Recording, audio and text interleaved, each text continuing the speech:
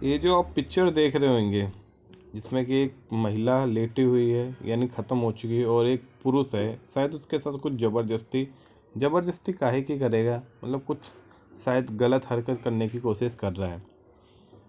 तो आप लोगों को देख के मतलब अजीब सा लग रहा होगा कि कोई इंसान कैसे इतना गिर सकता है, जो एक लाश को भी नहीं छोड़ेगा और उसके साथ भी गलत संबंध बनाना चाहेगा, शारीरिक संबंध बनाना चाहेगा।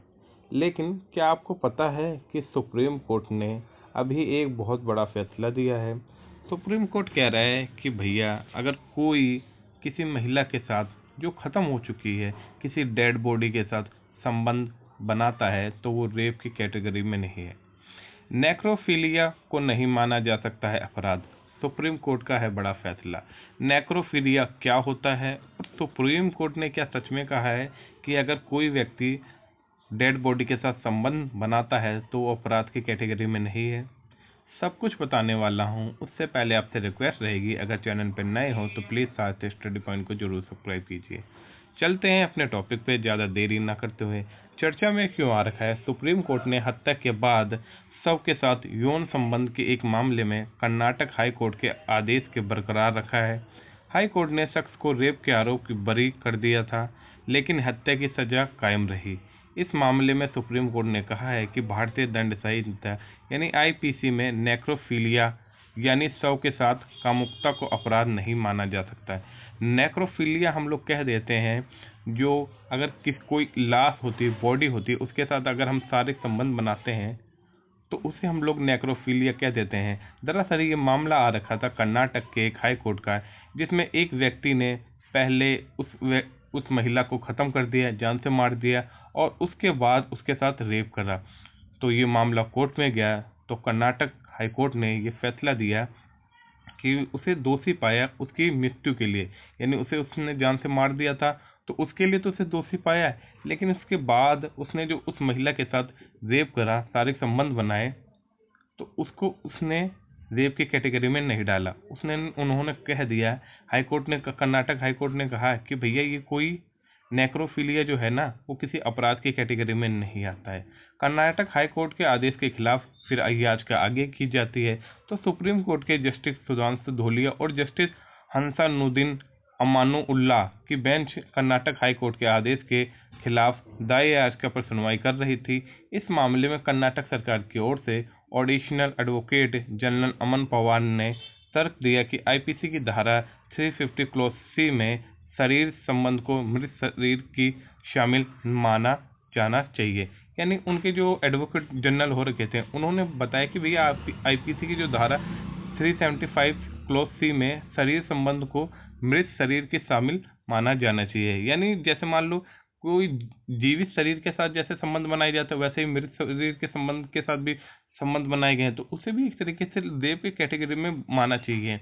उन्होंने ये भी बताया कि रेप की परिभाषा के तहत प्रावधान में कहा गया है कि यदि कोई महिला सहमति नहीं दे सकती तो इससे बलात्कार माना जाएगा। इसी तर्क के आधार पर मृत शरीर में सहमति नहीं दे सकता है, इसलिए ये अपराध बलात्कार की श्रेणी में आना चाहिए। ये एडवोकेट जो जनरल हो रखे थे, उन्होंने ये बात बोली थी, लेकिन सुप्रीम कोर्ट ने इस दलील को स्वीकार करने से इनकार कर दिया, मना कर दिया। कहा कि नेक्रोफिलिया भारतीय दंड संहिता के तहत कोई अपराध नहीं है, इसलिए वह हाई कोर्ट के आदेश में हस्तक्षेप करने के इच्छुक नहीं है। यानी सुप्रीम कोर्ट भी मानता है कि अगर किसी मृत व्यक्ति के साथ शारीरिक संबंध बनाए जाते हैं तो वो किसी अपराध की कैटेगरी में नहीं आएगा। कर्नाटक हाई कोर्ट ने क्या कहा था? कर्नाटक हाई कोर्ट ने स्पष्ट किया था कि मृत शरीर के साथ यौन संबंध को बलात्कार नहीं माना जा सकता है, क्योंकि आईपीसी की धारा 375 और 377 केवल जीवित मनुष्यों पर लागू होती है। धारा 375 और 377 का गहराई से अध्ययन करने पर यह स्पष्ट होता है कि मृत शरीर को व्यक्ति या मानव नहीं माना जा सकता है। यानी जो खत्म हो रखा है, यानी जो मर चुका है, उसे हम लोग व्यक्ति नहीं मान सकते हैं, क्योंकि वो तो डेड बॉडी हो चुकी है। और उसके साथ अगर कोई शारीरिक संबंध बनाया जाता है तो वो कोई रेप की कैटेगरी में नहीं माना जाएगा, और ना ही उस पर 375 धारा और 377 धारा उस पर लगेंगे। इसलिए इन धाराओं के तहत कोई अपराध नहीं बनता है और आरोपी को आईपीसी की धारा 376 के तहत सजा नहीं दी जा सकती। आप लोगों को जैसा कि पता ही होगा, 376 जो हो रखी है धारा, वो रेप के लिए मानी जाती है। हाई कोर्ट ने ये भी स्वीकार किया कि नेक्रोफिलिया एक गंभीर समस्या है और संसद को इसे अपराध घोषित करने के लिए कानून बनाना चाहिए। एक मामले में छत्तीसगढ़ हाई कोर्ट ने भी दिसंबर में कहा था कि किसी मृत महिला या बच्ची के साथ यौन अपराध किया जाता है तो उसे आईपीसी की धारा 375 बलात्कार या पोक्सो अधिनियम के तहत अपराध नहीं माना जा सकता है। यानी कोई मृत बच्ची हो रखी है और उसके साथ कोई शारीरिक संबंध बनाता है तो इसे किसी अपराध की धारा में नहीं शामिल किया जा सकता है। जबकि हाई कोर्ट ने भी ये स्वीकार किया है कि भैया जो नेक्रोफिलिया हो रखी है उसे आप अपराध की कैटेगरी में शामिल कीजिए और इस पे कोई कानून बना के आइए। ये संसद से बोला था उन्होंने। कानून में बदलाव की दरकार ये बात बोली जाती है। अस्पतालों और मुर्दाघरों में युवतियों शवों के साथ यौन संबंध की कई घटनाएं सामने आ चुकी हैं, लेकिन भारत में ऐसे मामलों की कोई विशेष कानून नहीं है। नेक्रोफिलिया एक मनोयौन विकार हो रखा है। ये सही समय है कि केंद्र सरकार मृत व्यक्ति विशेषकर महिलाओं की गरिमा बनाए रखने के लिए आईपीसी की धारा 377 में सुधार करे और नेक्रोफिलिया को अपराध घोषित करे, जैसा कि यूनाइटेड किंगडम, कनाडा, न्यूजीलैंड और दक्षिण अफ्रीका में हो रखा है। यहाँ तक आप लोग देख सकते हैं कि ब्रिक्स की एक कंट्री जो बहुत पिछड़ी जैसी मानी जाती है, जो अपने ही बराबर डेवलप कंट्री मानी जाती है या अपने से कम मानी जाती है, उसने भी इस पे कानून बना रखा है, लेकिन इंडिया के कानों पे जून नहीं रेंग रही है।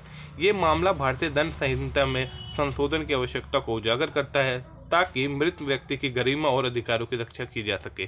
क्या आपको लगता है कि मृत व्यक्ति के गरिमा और अधिकार होते हैं या नहीं होते, और क्या उनके अधिकारों की रक्षा की जानी चाहिए नहीं की जानी चाहिए? कम से कम दोस्तों, क्योंकि एक व्यक्ति मर तो जाता है लेकिन उसका नाम तो जब भी रह जाता है, और किसी के साथ ऐसा करना कहाँ से लायक है? ये मानवता के शर्म खिलाफ बाहर होता है। तो उम्मीद करता हूँ लेक्चर आप लोगों को पसंद आया होगा, और आपको क्या लगता है इस पे एक कानून बनना चाहिए या नहीं बनना चाहिए? अगर लेक्चर पसंद आया हो तो प्लीज़ सारथी स्टडी पॉइंट को जरूर सब्सक्राइब कीजिए। जय हिंद, जय भारत।